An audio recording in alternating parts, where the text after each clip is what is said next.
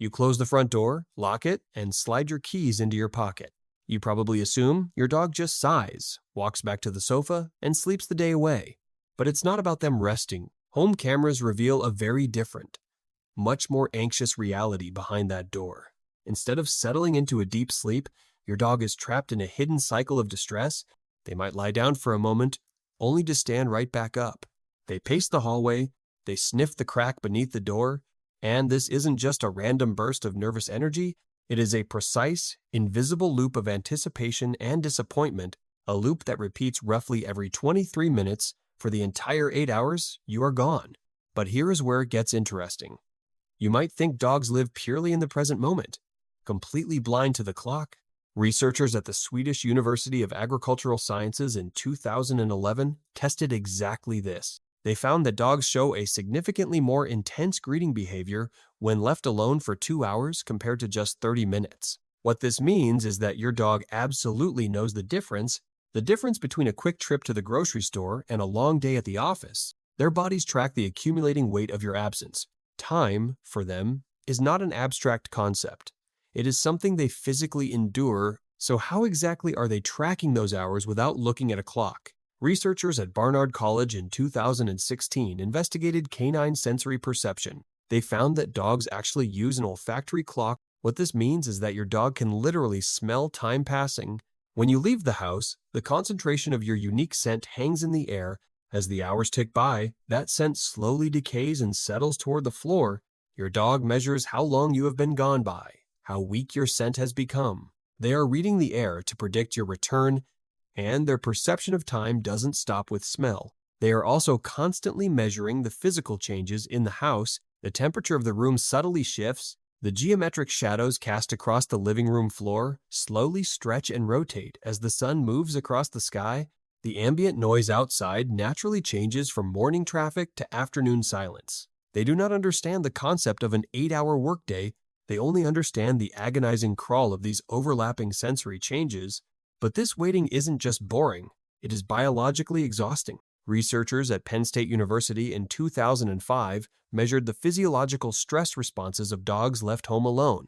They found that the stress hormone cortisol spikes dramatically within the first 30 minutes of an owner's departure. What this means is that their bodies are immediately thrown into a state of chemical alarm. Even if your dog isn't actively destructive or howling at the door, their internal chemistry is frantically preparing for the worst-case scenario. Their silence is not always a sign of total relaxation. In fact, even the quiet dogs lying perfectly still on the sofa often show a significant drop in heart rate variability. A lower heart rate variability indicates that the autonomic nervous system is under stress. They are physically resting, but psychologically, they are bracing themselves.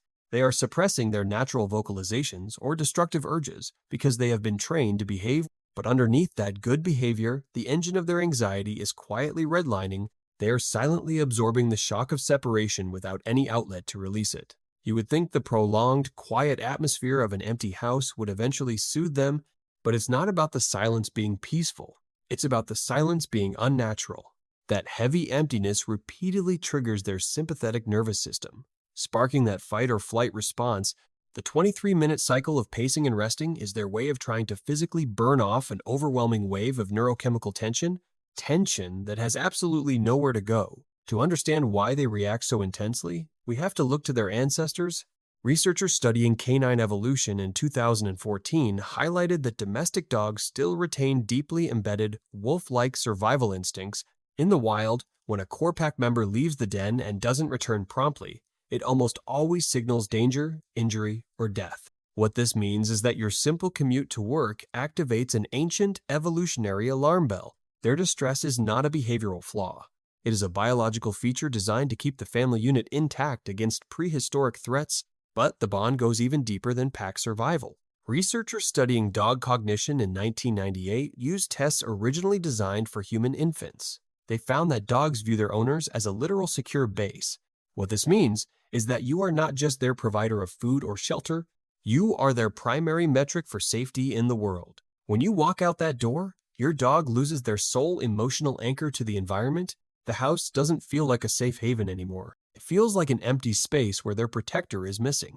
So, How can we make this daily separation easier on them?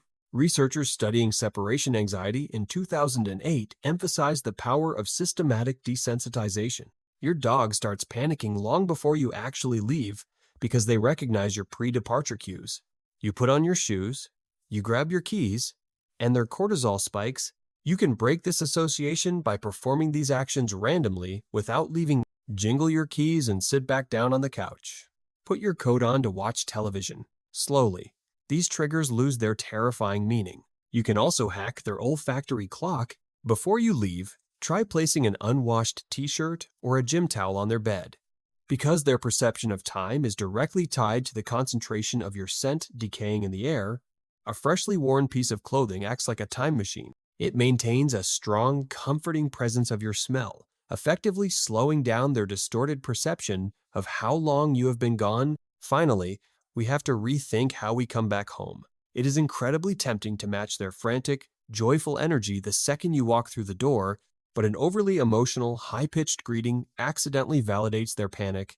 It tells them that your return really was a massive, life-saving event. Instead, walk in calmly, wait for them to settle down before you offer affection. This quiet confidence reassures them that your comings and goings are completely normal, safe routines.